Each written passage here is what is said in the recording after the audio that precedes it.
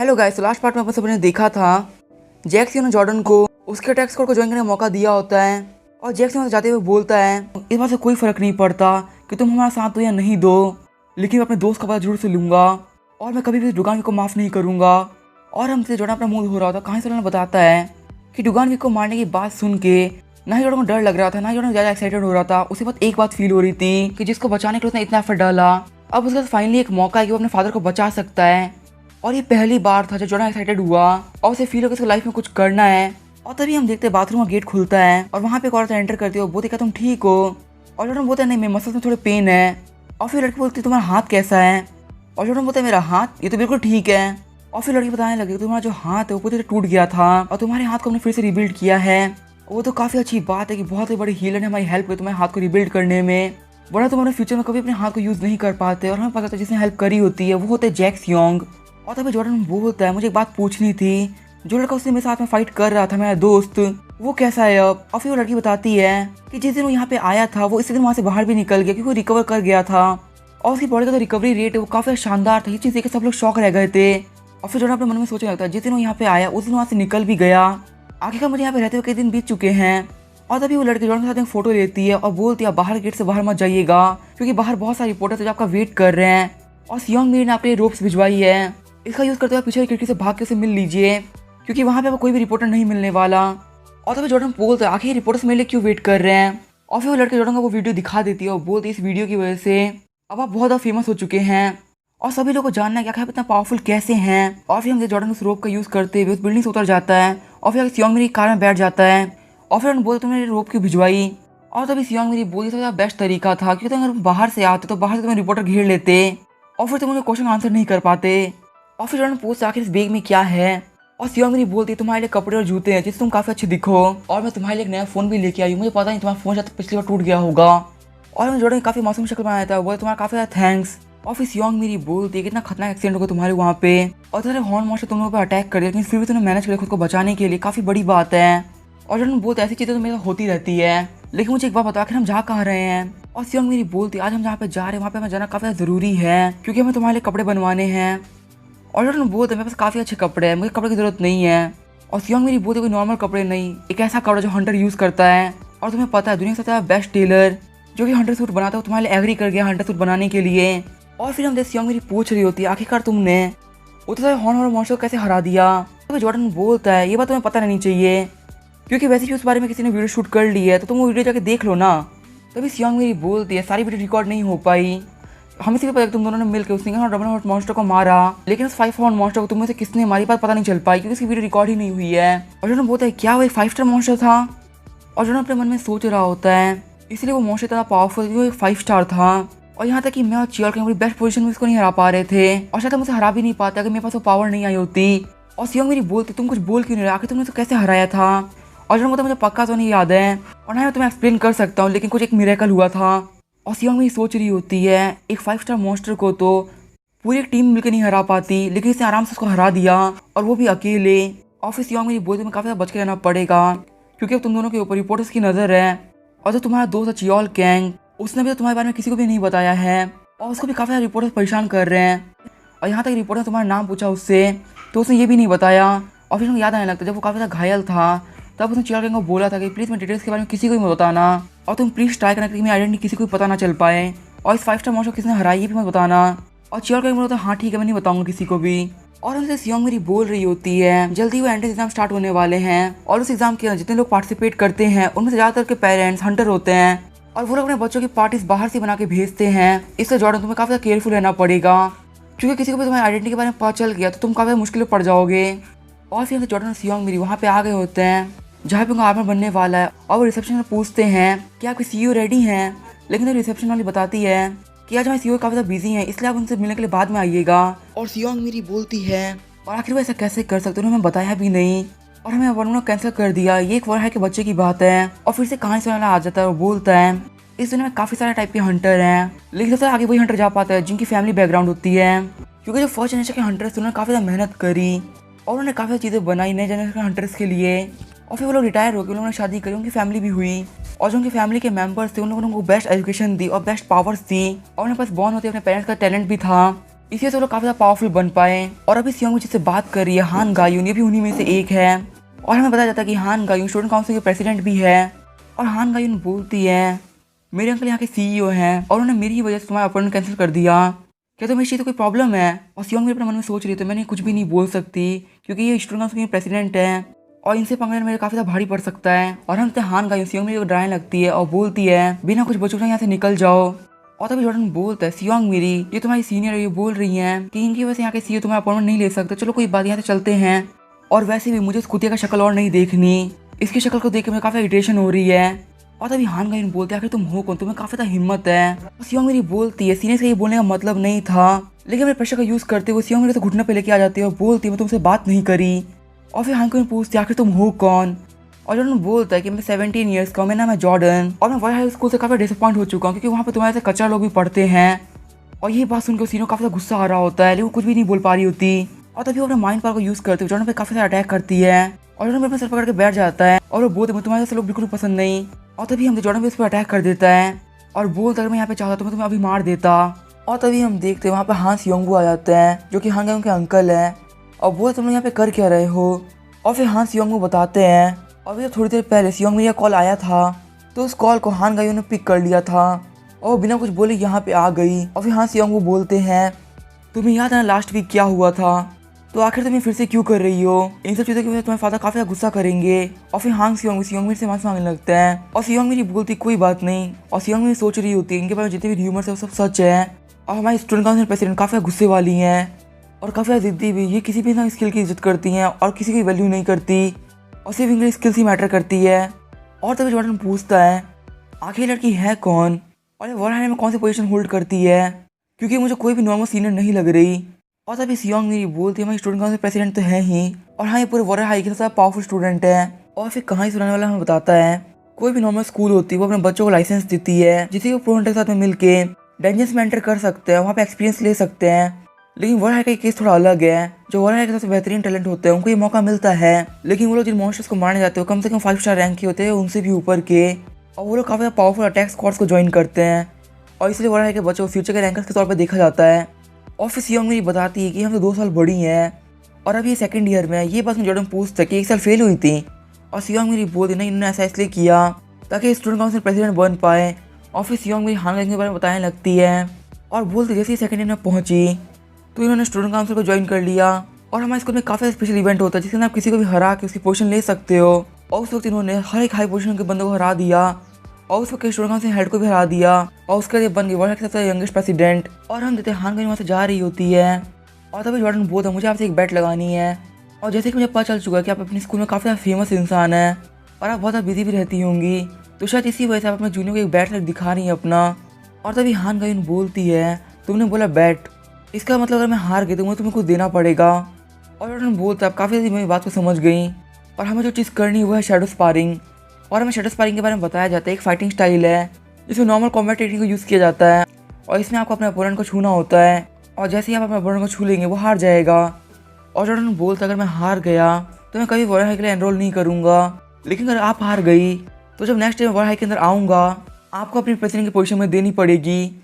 और सियोंग भी अपने मन में सोच रही होती है कोई पागल ही कोई इसको एक्सेप्ट करेगा। और तभी हान गायून बोलते मैं काफ़ी इंटरेस्टिंग इंसान हो और मैं तुम्हें चैलेंज को एक्सेप्ट करती हूँ। और फिर हम लोग देखते हो टेस्ट रूम के अंदर आ गए होते हैं और सियोंग मेरे को थोड़ी देर पहले की बात याद आ रही होती है जब उसने जॉर्डन को बोला था तुम्हें क्यों कर रहे हो, तुम्हें पता ना गायून सबसे स्ट्रॉन्गेस्ट है, तुम्हारे पास कोई भी चांस नहीं उनसे जीतने का।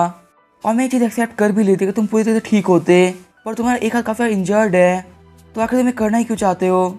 और तभी जॉर्डन बोलता है मैं नहीं जीतने वाला, मुझे पता है वो काफ़ी ज़्यादा स्ट्रॉन्ग है इसलिए मैं ये बोल सकता हूँ कि मैं जीत तो नहीं पाऊंगा। और सियोंग ये बोलती है जब तुम जीतने ही नहीं वाले तुम ये सब कर ही क्यों रहे हो। और जॉर्डन बोलता है मैं कभी भी ऐसे ट्रेड नहीं करता जिससे मेरा लॉस हो, बस तुम मुझ पर विश्वास रखो। और तभी हम देखते हैं हान गायून बोलती है मैं अपने दोनों हाथ को यूज़ नहीं करने वाली क्योंकि तुम्हारे हाथ इंजर्ड है तो इस तरीके से मैं एक फेयर फाइट बनाना चाहती हूँ।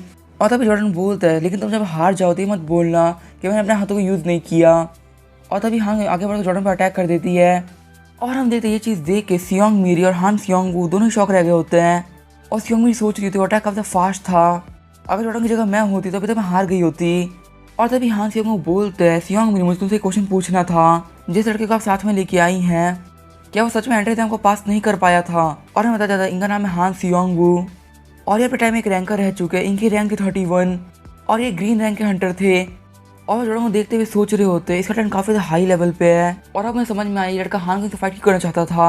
ये सब शो ऑफ या फाइट के लिए नहीं कर रहा, ये सब एक्सपीरियंस के लिए कर रहा है, क्योंकि हान गेन अपने एज के सब लोगों से काफी स्ट्रॉन्ग है, तो ये उससे फाइट करके उसके लेवल का एक्सपीरियंस करना चाहता है। और हान गेन जॉर्डन पे अभी भी अटैक कर रही होती है और बोलती है हाई स्कूल ज्वाइन करने के बाद में तुम पहले ऐसे इंसान हो जो कि मैं अटैक से देर डॉज कर पाया, लेकिन तुम्हारी कंडीशन को देख के लग रहा है तुम ज्यादा टिक नहीं पाओगे, क्योंकि तुम्हारी बॉडी के अंदर से तुम्हारे हाथ में चोट नहीं लगी, तुम्हारी पूरी बॉडी में चोट लगी हुई है और तुम्हारी जो हेल्थ कम से कम 50% खराब हो रखी है, और इसी वजह से जो तुम कर सकते हो तुम वो नहीं कर पा रहे हो। और जॉर्डन बोलते तुम्हें भी कैपेबिलिटीज के बारे में कैसे पता। और तभी हान गेन बोलती मुझे पता है, क्योंकि तुमने हॉर्न हॉरर मॉन्स्टर से फाइट करी थी तो मैंने देखा तुमको, और मैंने लास्ट 4 दिनों में वो वीडियो कम से कम 100 बार देख ली है। और अगर मैं सच बताऊँ तुम्हारी काफी बड़ी फैन हूँ, तो कैसा रहेगा अगर हम इस बैटल को टाई कर ले और जब तुम पूरे से ठीक हो जाओ फिर हम इस फाइट को कंटिन्यू करें, क्योंकि मुझे नहीं लगता तुम एक ऐसे चांस को गंवाना चाहोगे। और तभी जॉर्डन बोलता मैंने फाइट हार मारने के लिए शुरू नहीं करी और मैं बिल्कुल भी हार नहीं मानने वाला।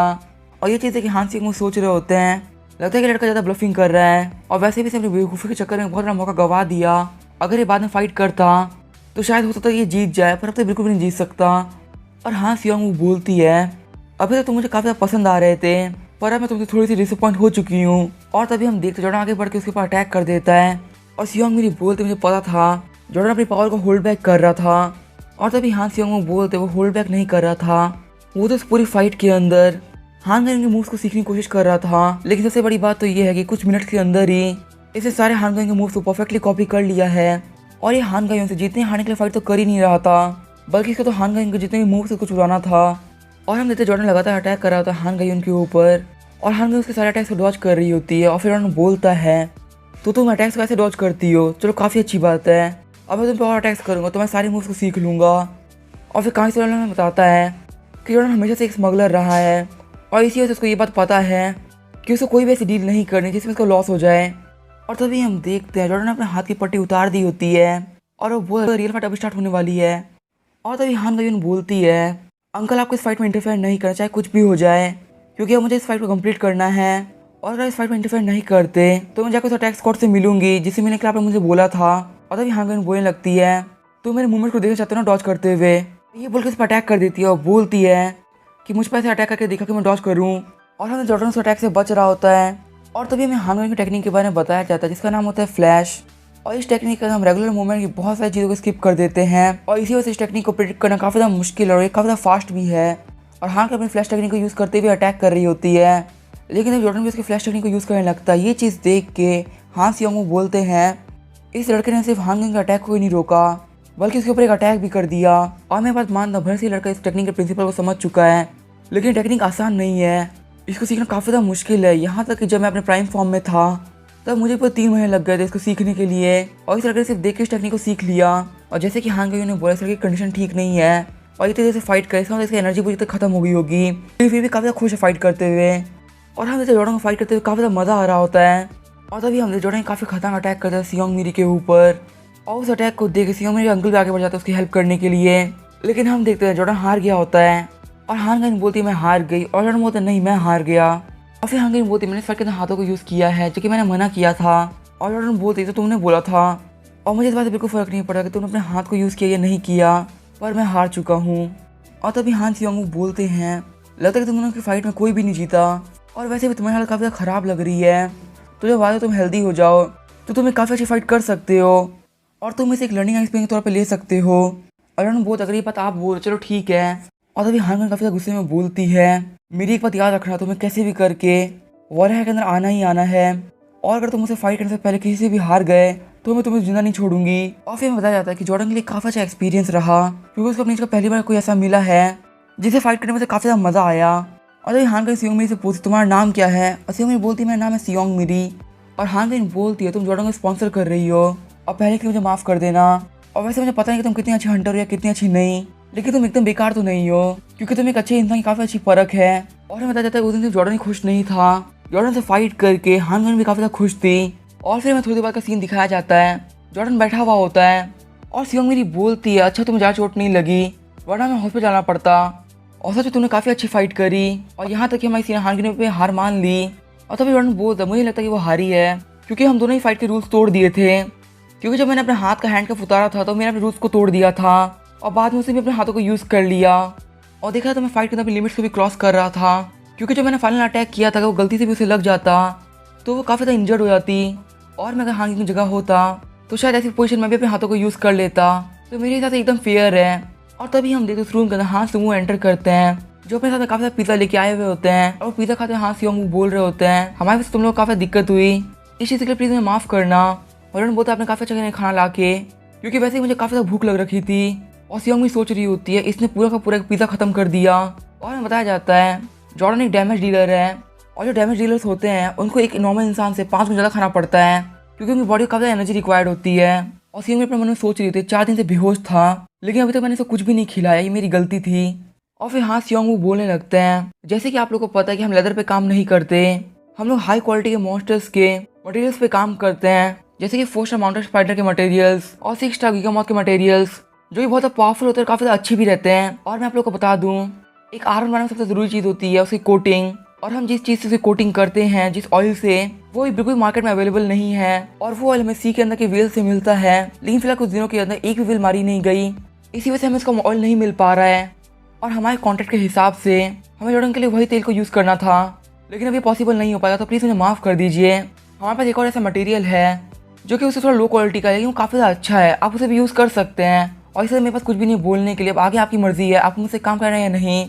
और अगर आप मुझसे काम नहीं करना चाहते तो कोई बात नहीं, मैं आपको एक बहुत ही बेहतरीन लेदर का आर्मर बनाने से बात करा लेता हूँ जिसका काम काफ़ी ज़्यादा अच्छा है और आप बिल्कुल भी टेंशन मत लीजिए, इस चीज़ के लिए मैं पे कर दूंगा। और जब जॉर्डन बोलता मुझे इस बात से फ़र्क नहीं पड़ता, वैसे भी आपने बोला क्वालिटी में काफ़ी कम डिफरेंस रहेगा तो फिर आप इसे बना सकते हैं क्योंकि आपने बोला कि आप हान यून के अंकल हैं और आपने उसको फाइटिंग सिखाई है। और मैं सच में चाहता हूँ कि आप इसे कोई पावरफुल इंसान मेरे लिए एक आर्मर बनाए ताकि मैं आर्मर भी काफ़ी ज़्यादा अच्छा रहे। और तभी हान सियोंग बोलते हैं कि स्ट्रॉन्ग इंसान, मैंने काफ़ी दिनों बाद बात सुनी है और मुझे बिलीव करने के लिए थैंक यू और मैं पक्का तुम्हारे लिए काफ़ी बेहतरीन आर्मर बनाऊंगा। और फिर हान सियोंग वो जॉर्डन से हाथ मिलाते हुए बोलते हैं वो तो लास्ट वीक हमें वो चीज़ नहीं मिल पाई वरना मैं आपके लिए वर्ल्ड का सबसे बेस्ट आर्मर बनाता। और आप लोगों ने बेल पास के बारे में सुना ही होगा जिसकी रेट फेल हो गई। और सियोंग मुझे बोलती हाँ जब रॉयल जली थी। और तभी हान सियोंग बोलते हैं कि हाँ रॉयल जली काफ़ी इंपॉर्टेंट आइटम है, आप ऐसा ही बोल सकते हैं कि एक इम्पीरियल बास को बड़ा करने में सबसे बड़ा हाथ होता है रॉयल जेली का, लेकिन उसके साथ एक बहुत ज़्यादा इंपॉर्टेंट आइटम भी चला गया और वही चीज़ इम्पीरियल बेस को प्रोटेक्ट करती है, वो काफ़ी ज़्यादा पावरफुल भी होती है। और मैं उसी का इंतजार कर रहा था, अगर वो मुझे मिल जाए तो मैं बहुत ज़्यादा पावरफुल वेपन बना सकता हूँ। और तब अपने फ़ोन के अंदर उस ब्लैक बेस की फोटो बना देता है और हान यूंग अंकल को दिखाते हुए बोलते कि यही वो चीज़ है। और हान यूंग बोलते हैं हाँ यही है, और तुमको इसके बारे में पता है तो तुमने पक्का से इसको देखा होगा कि तुम्हें पता है मुझे कहाँ से मिल सकता है। और अपने मन में सोचने लगता है अगर मैं इनको बता दूँ कि मैंने इसको चुराया है तो पक्का से मुझे जेल में डाल देंगे। इसे जॉर्डन बोल देता है कि मैंने सियोंग मेरे घर पे देखा था और वैसे भी आपको पता है अमीरों के घर पे सब कुछ रहता है। और तभी सीन जो होता है हमें हॉस्पिटल का सीन दिखाया जाता है जहाँ पे इम जयवान यू सियोंग से मिलने के लिए आए हुए होते हैं और वो जॉर्डन से कॉल पे बात कर रहे होते हैं। वो पूछते तुमने खाना खा लिया और जॉर्डन बोलता नहीं मैंने अभी तक नहीं खाया। और इम जयवान बोलता ठीक है फिर हम साथ में खा लेंगे और जब तुम हॉस्पिटल पहुँच जाओ तो मुझे कॉल करना। और फिर वो कॉल काट देते हैं और हम यू सियोंग से मिलने जैक सियोंग भी आए हुए होते हैं और वो बोलते जयवान तुमसे मिले काफ़ी टाइम बीत गया। और जयवान बोलते हैं हम बाहर चल के बात करते हैं क्योंकि यू सियोंग अभी थोड़ी देर पहले ही सोया है और इसको हमने पेन किलर देता कि सो पाए, तो अभी यहाँ बात नहीं करनी चाहिए, चलो बाहर चलते हैं। और फिर कहानी से हमें बताता है कि एक ऐसी स्क्वाड थी जिसके सामने बड़े से बड़े मॉन्स्टर नहीं टिक पाते थे, वो काफ़ी ज़्यादा पावरफुल स्क्वाड थी और जैक सिंह स्क्वाड के मेंबर थे जो फिलहाल कोरिया के 7th रैंक हैं और ये उस स्क्वाड के लिए हीलर का काम करते थे और स्क्वाड का नाम है ताइबैक स्क्वाड। और इम जवान भी उसी स्क्वाड के मेंबर थे जो कि उस वक्त रैंक 5 थे पूरे कोरिया के और वो स्क्वाड के डैमेज डीलर थे। और इम जवान जैक सियोंग से बोल चलो हम बाहर चल के बात करते हैं क्योंकि ये जगह ठीक नहीं है बात करने के लिए। और फिर सीन चलता में सियोंग को दिखाया जाता है जो बोल रही होती है वो ब्लैक बैक्स तुम्हें रॉयल के साथ में मिला था ना। और जॉर्डन बोलते हैं हाँ मुझे उसी में से मिला था। और तो जॉर्डन के फोन पे मैसेज आता है इम जहवान का जो बोलते हैं मैं ऐसे बाहर जा रहा हूँ। और सियोंग को जैक सियोंग कॉल आ रहा होता है, वो उठाने के साइड में चली जाती है। और तभी यहाँ पे हाँ सियोंग वो आते हैं और बोलते हैं कि सियोंग मेरी घर चली गई। और बोलते हैं कि नहीं वो घर नहीं गई, उसे किसी का कॉल आया था उसे उठाने गई है। और फिर हाँ सियोंग बोलते तुमने जब स्किल यूज़ करी उस स्किल का नाम है फ्लैश और वो मेरे बड़े भाई ने बनाई है। और तो जॉर्डन बोलते प्लीज़ मैं माफ़ कर दीजिए, मुझे बिना आपकी परमिशन के उसको यूज़ नहीं करना चाहिए था। और सियोंग बोलते नहीं तुम इसे यूज़ कर सकते हो, वैसे भी वो कोई कॉपरेट स्किल नहीं है और एडवेंचर्स के अंदर कोई भी कॉपरेट स्किल नहीं होती, तुम इसे कभी भी यूज़ कर सकते हो। और फिर सियोंग बोलते हैं मेरी बात हमेशा याद रखना, तुम एक हंटर बनोगे तो काफ़ी सारे ऐसे लोग हैं जो तुम्हें प्रेस करेंगे और बोलेंगे तुम आगे बढ़ सकते हो। और वहीं से काफ़ी सारे लोग हैं जो तुम्हारे टैलेंट को काफ़ी जलेंगे और चाहेंगे तुम हार जाओ, तुम पीछे रह जाओ। तुम्हें ऐसे लोगों से हमेशा बच के रहना है और तुम्हें एक और काम कभी भी नहीं करना जैसे कि तुम अभी मेरे सामने झुक गए, वो भी सिर्फ नॉर्मल स्किल की वजह से, तुम्हें ऐसा कभी भी नहीं करना। तुम्हारे पास जब तक पावर है तो तुम किसी की स्किल को कॉपी कर सकते हो, तुम्हें उसे कॉपी करना चाहिए। और तुमसे कोई भी क्वेश्चन करता है कि आखिर तुमने तो स्किल को क्यों चुरा लिया, तो तुम्हें हमें बिल्कुल भी नहीं झुकना और अपने ऊपर कॉन्फिडेंस रखना है, क्योंकि ये चीज़ लीगल है और तुम्हें किसी की भी स्किल कॉपी करने से कोई भी नहीं रोक सकता। और तुम्हें पता है हान गेम के ऐसे नेचर की वजह से उसके सामने कोई भी कुछ भी नहीं बोल पाता और उसे अपने बात के लिए मनवाना काफी ज़्यादा मुश्किल भी है सबके लिए। और तभी सियोंग दौड़ते हुए आती है और बोलती है जॉर्डन जल्दी से इस कॉल पे बात करो। और सियोंग बोलती है मेरे अंकल को पता है कि तुम मेरे साथ में हो यहाँ पर, इसलिए वो मुझसे बोले कि उन्हें तुमसे बात करनी है। तभी जैक्सन जॉर्डन को बोलते हैं तुम्हें जल्दी से यहाँ पे आना होगा और जॉर्डन बोलता ठीक है मैं आ रहा हूँ। और फिर सीन चेंज होता है, हमें दिखाता है जॉर्डन को जो सियोंग को बता रहा होता है यही वो जगह है जहाँ से मैं इलीगल डायनेमिक्स के अंदर जाता हूँ और यहाँ पे काफी सारे स्मगलर्स काम करते हैं और यहाँ पे काफी सारे रास्ते भी हैं और उन रास्ते में से एक रास्ता हमारा है। और जैसे वो अपनी जगह पे पहुंचता है वो देखता है जैक सियोंग कैंगो वहाँ पे खड़े होते हैं और उन दोनों के कपड़े फटे हुए होते हैं और जैक सियोंग बोलते हैं कि जवान अंदर है और उसे मुझे मना कर दिया कि वो मुझसे हील नहीं होगा, इसलिए मैंने तुमको यहाँ पे बुलाया है। और तब जॉर्डन बोलता है वैसे मुझे पता नहीं आप लोग के बीच में क्या चल रहा है, लेकिन एक बात तो है आप यहाँ पे फाइट करी है। और तभी कैंगो बोलता है अगर मुझे पता था तुम यहाँ पे इतनी जल्दी आने वाले हो तो तुमसे एक टी शर्ट मंगा लेता। और जॉर्डन सोचा था आखिर ये बंदा है कौन, और फिर कैंगो आगे बढ़ते हुए बोलता है कि तुम ही वही इंसान हो जिससे कि हमारे डायरेक्टर को एक हिट दिया और तुम्हें पता तुम्हारे अटैक स्क्वाड में काफी ज़्यादा फेमस हो। और सब लोग यही बोलते हैं कि ऐसा लड़का जो कि एक मौत से ज़्यादा स्ट्रॉन्ग है। और तभी जैक सियोंग बोलता है मैं ऐसा चलता हूँ क्योंकि आप रुकने का और भी कोई मतलब नहीं है, तुम जाके उसे अंदर मिल लो। और जैसे जॉर्डन अंदर जाता है वो देखता है कि इन्हें ज्यादा चोट नहीं लगी हुई होती है, वो बोलता है मुझे लगा कि फाइट जैक सियोंग से हुई थी, आप काफी इंजर्ड होंगे लेकिन अब तो बिल्कुल ठीक है। और तभी जवान बोलता है शायद मेरी बॉडी पे चोट नहीं लगी, मेरी प्राइड पे काफी चोट लग चुकी है। और तुम्हें पता है वो कभी यहाँ पे अकेले नहीं आया था, उसने पीछे से एक बंदे को बुला लिया उसकी हेल्प के लिए, सच में काफी बड़ा डरपोक है। और फिर जवान बोलते हैं क्या तुम मेरे लिए एक लेटर लेके आ सकते हो कि मैं काफी थक चुका हूँ, मैं हिलने का बिल्कुल मन नहीं कर रहा। और हमें जैक सियोंग और जवान की फाइट की वजह से पूरी जगह खराब हो गई होती है और उस जगह की हालत को देख के जॉर्डन बोलता है आप लोगों ने फाइट करी क्यों, इतनी खतरनाक फाइट। और अंदर से काफी डर भी गया होता है और जवान बोलते ये कोई फाइट नहीं थी, अगर मैं चाहता तो मैं उसको जला के भून के राख कर देता, लेकिन उसके साथ जवान लड़का आया तो वो काफी इंप्रेसिव था और उसकी डिफेंसिव स्किल काफी अच्छी थी, जो कि वो एक टैंक भी नहीं है। अगर वो खुद 10 साल तक ट्रेनिंग करेगा तो काफी अच्छा बन जाएगा, शायद वो एक बहुत बड़ा रैंकर बने। तभी जॉर्डन बोलता है मैं तो मुझे आपसे बात करनी थी। और जवान बोलता है मुझे पता है तुम ये काम छोड़ रहे हो और फिर तो मुझे इस बात से कोई फर्क नहीं पड़ता और तुम एक हंटर बनने वाले, लेकिन इसके लिए कंडीशन है। तभी जॉर्डन पूछता है कैसी कंडीशन। और जवान बोलते मैं तुम्हें 1 महीने के अंदर काफी कुछ सिखाने वाला हूँ और जो मैं तुम्हें सिखाने वाला हूँ तुम नहीं सीख पाते तो तुम एक हंटर बनने पे गिव अप कर दोगे। और भले से हम दोनों एक सेम टाइप के हंटर नहीं है लेकिन मैं फिर भी तुम्हें सिखा के रहूंगा और जो चीज मैं तुम्हें सिखाने वाला हूँ वो है मैजिक। और तभी जॉर्डन बोलता है क्या आपने मैजिक बोला, और आखिरकार आप अभी किस बारे में बात कर रहे हैं। और तभी हम जवान में बेहोश होने लगते हैं और जॉर्डन उनको पकड़ लेता है और बोलता है अगर आप खड़े नहीं हो पाए तो बैठ जाइए। और जॉर्डन बोलते हैं कि बॉडी काफी ठंडी पड़ चुकी है, लगता है मुझे वो करना ही पड़ेगा। और फिर वो जवान को अपने पीठ पर चढ़ा लेता है और फिर हमें पास का सीन दिखाया जाता है जहाँ पे यूसियोंग कॉफी बना रहे होते हैं और वो रिटायर हो चुके हैं और वो बोलते रिटायरमेंट के बाद हमें काफी ज़्यादा मजा आता है ये सब काम करने में। और हम देखते हैं वहाँ पे 26 ईयर्स का जवान बैठे हुए होते हैं और बोल सच में आप रिटायर हो चुके हैं। और जवान बोल होते हैं कि प्लीज आप उस डुगानविक को मार सकते हैं, आपको कुछ भी नहीं करना, आपको बस एक अटैक स्क्वाड को लीड करना है ताकि हम जाकर उस डुगानविक को मार सके। और तभी यूसियोंग बोलते हैं अगर मैं तुम लोग को लीड करूँ तो इस बात का भरोसा नहीं है कि हम जीत पाएंगे या नहीं जीत पाएंगे। और जवान बोल रहे होते हैं नहीं आप उन ड्रैगन्स कैसे नहीं जीतने दे सकते, यहाँ पे सिर्फ डुगानविक की बात नहीं है, ऐसे बहुत सारे लोग जो आपके बारे में बहुत सारी फालतू बातें कर रहे हैं और अगर आप नहीं होते तो हम सब मारे गए होते और अगर आप मुझे लीड करेंगे तो हम दोनों मिलकर डुगानविक को मार देंगे। उसके बाद जो भी आपके बारे में बुरा बोल रहा है मैं उनसे उनके घुटने पे आपसे माफी मंगवाऊंगा। और तभी हम देखते वहाँ पे जॉर्डन आ जाता है और जॉर्डन को देख जवान काफी शौक रह गया होता है। और तभी यूसियोंग बोलते हैं जॉर्डन अपने अंकल जवान को हाय बोलो। और छोटा जॉर्डन जवान को हाय बोलता है और यूसियोंग बोलती ये मेरा बेटा है। और ये बात सुन के जवान काफी शौक रह गया होता है और यूसियोंग बोल रहे होते हैं जैक ने मेरे लिए पेन किलर मेडिसिन बनाई है लेकिन ज्यादा काम नहीं कर पा रही है मेरे ऊपर और शायद से अगले 3-4 साल के अंदर मैं सभी लोग को भूल जाऊंगा जो मेरे करीबी हैं और शायद मैं तुम्हें भी ना पहचान पाऊँ फिर। और जवान बोलते कि हम आपके लिए कुछ भी नहीं कर सकते। और यूसियोंग बोलते हैं प्लीज मेरी हेल्प कर दो, जब मेरी कंडीशन काफी खराब हो जाएगी और मैं अपने बेटे का ध्यान नहीं रख पाऊंगा तब क्या तुम प्लीज मेरे बेटे का उसका ध्यान रख सकते हो। और जवान बोल रहे हो तो पहली बार था जब यूसियोंग ने किसी से हेल्प मांगी थी और यूसियोंग बोल रहे प्लीज उसे एक अच्छा इंसान बनाना, जिसका हमें तो खुशी मिले तो वही करने देना और तुम्हें लेता तो कर सकते हो ना। और जवान बोलते हैं कि उस टाइम की आखिरी रिक्वेस्ट को मैं कभी मना नहीं कर पाया। और तभी जवान की आंख खुलती है और वो बोल जॉर्डन टाइम क्या हो रहा है, जॉर्डन बोलता अभी 10:30 हो रहे हैं और जवान बोलते मतलब अभी सिर्फ 3 घंटे हुए हैं। और जॉर्डन बोलता है कि आपकी हालत काफी खराब थी लेकिन आपको हॉस्पिटल लेके नहीं जा पाता क्योंकि मैं एक्सप्लेन ही नहीं कर पाता कि आपके साथ हुआ क्या है, इसलिए मैंने आपको स्क्रीन दी। और फिर पहले का सीन दिखा जॉर्डन 14 ईयर्स का था तब जवान ने दोनों को ये स्क्रीन दी थी और उसे बोला था कि ये एक सिरिंज है जो कि तुम किसी का पेन कम करने के लिए इसको दे सकते हो, लेकिन उस पर 14 ईयर्स के जॉर्डन ने उसको एक्सेप्ट नहीं किया था और उसने बोला था नहीं मैं इसको नहीं ले सकता क्योंकि मुझे अपनी स्किल पे खुद से काम करना और खुद को बेटर बनाना है। और जवान बोल रहे मैं तुम्हें कभी भी नहीं बोला स्मगलर बनने के लिए और मैं तुम्हारे फादर के बिल्स भी भर दूंगा, तो आखिर तुम एक स्मगलर क्यों बनना चाहते हो? और 14 का जॉर्डन बोलता है मेरे फादर ने आपको पैसे उधार पे नहीं दिए थे और मुझे नहीं पता फ्यूचर में क्या हो जाए। और जवान बोल रहे थे तुम मुझे भरोसा कर सकते हो, मैं तुम्हारे फादर का इलाज हमेशा कराऊंगा।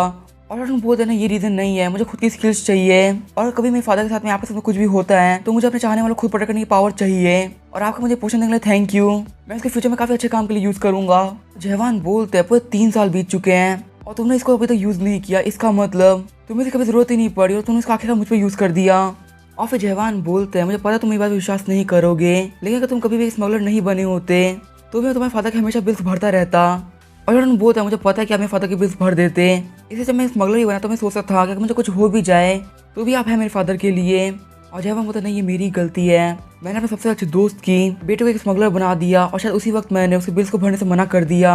और जॉर्डन बोलता नहीं आपकी गलती नहीं है, वैसे भी मैं वो था जिसने आपसे स्मगलर बनने के लिए बोला था और अगर मैं आपके पास स्मगलर नहीं बनता तो मैं पक्का कहीं और स्मगलर बन जाता। और फिर जवान बोलते हैं तुम्हारे फादर ने लास्ट टाइम यही बोला था कि मेरे बेटे को कभी भी एक हंटर मत बनने देना और मैं ऐसा नहीं कर पाया, पता है क्यों? क्योंकि मैं तुम्हारे फादर की बात कभी भी नहीं माना करता था और मैं कभी भी यूसियोंग के बेटे का टैलेंट ऑर्डिनरी लाइफ में वेस्ट नहीं करने वाला था। और अगर मैं तुम्हें सच बताऊं तो मुझे दुनिया से नफरत है, बहुत ज्यादा नफरत, जिन कमीनों की वजह से तुम्हारे फादर के नीचे आ गए और वो लोग ये बात भूल गए तुम्हारे फादर ने उन लोगों के लिए क्या क्या किया था और तुम्हारे फादर की सारी चीजों को वो लोग भूल गए। और मुझे उन लोगों से भी नफरत है जो साइड में खड़े रह के सब देखते रहे जैसे कि जैक सियोंग, जबकि उन लोगों को पूरी सच्चाई पता थी। और मैं बस यही प्रे करता हूँ वो सारे सब मर जाएं। और तुम्हें पता है वो जैक सियोंग तुम्हें बोला होगा कि वो डुगानवी को हराने वाला, पर वो कभी भी ऐसा नहीं कर पाएगा क्योंकि भले से उसके थॉट्स काफी अच्छे हैं लेकिन जो उसके साथ में लोग हैं वो बिल्कुल भी ठीक नहीं है। और इस जगह ड्रैगन से हमने काफी अच्छा पोटेंशियल बना लिया है और जैक के साथ में जितने भी लोगों से उसे झूठी उम्मीद दे रहे हैं कि वो एक ड्रैगन को मार गिराएंगे, पर वो कभी भी ऐसा नहीं कर सकते क्योंकि असल में जैक सियोंग के साथ में उन सभी लोगों ने तुम्हारे फादर को धोखा दिया था और वो कमीने बहुत ज्यादा बुरे हैं। और अगर ऐसा कभी हो जाए कि कल दुनिया खत्म होने वाली है तो भी अपनी झूठी उम्मीद पे जीते रहेंगे वो लोग। और जो तो जैक ऐसे लोगों के बीच में फंसा हुआ है वो कभी भी एक डुगानवी को नहीं मार पाएगा और चीजों का सपना ही रह जाएगा और उसी गलती का प्राइस ह्यूमैनिटी को पे करना पड़ेगा। तुम्हें पता है 20 साल पहले एक बहुत ही खतरनाक चीज होने वाली थी लेकिन वो तो तुम्हारे फादर थे जिन्होंने उस चीज को होने से रोक दिया, लेकिन जिस वक्त तुम्हारा फादर डरते लगता है वो अब होने वाला है और इन बेवकूफ़ी गलत सपने और गलत सोच की वजह से ये पूरी तरह खत्म हो जाएगी। इसलिए मैं कभी नहीं चाहता था कि तुम एक हंटर बनो। और फिर जवान उसको एक पर्ची देते हो, बोलते तुम्हारा अकाउंट है, इसके अंदर मैं वो सारा अमाउंट रख दे जो मैं आज तक कमाया था और ये सब तुम्हारा है। और उन्होंने बोलते लेकिन आप मुझे दे क्यों रहे हैं? और जवान बोलते क्योंकि तुम हमेशा काम करते रहे, तुमने अपने फादर के बिल खुद भर लिए, इसलिए मैं हमेशा तुम्हारे लिए पैसे डिपॉजिट करता रहा ताकि तुम जब एक एडिटर बन जाओ तब तुम वो सारे काम कर सकते हो तुम्हारा मन करे। इससे तुम इस मनी को काफी अच्छे से यूज करना। और हाँ, अब तुम्हें मैं कुछ स्किल्स और नॉलेज सिखाने वाला हूँ, इससे जैसे तुम इस चीज से बाहर निकल जाओ तो मेरे पास आना मैजिक सीखने के लिए।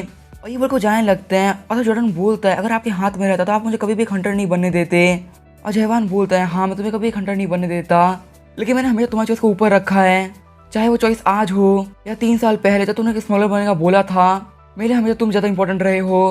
और यहीं पे अपनी वीडियो को एंड करेंगे और नेक्स्ट पार्ट जल्दी लाने के लिए फटाफट सब्सक्राइब कर दे। तब तक के लिए बाय और स्टे ट्यून।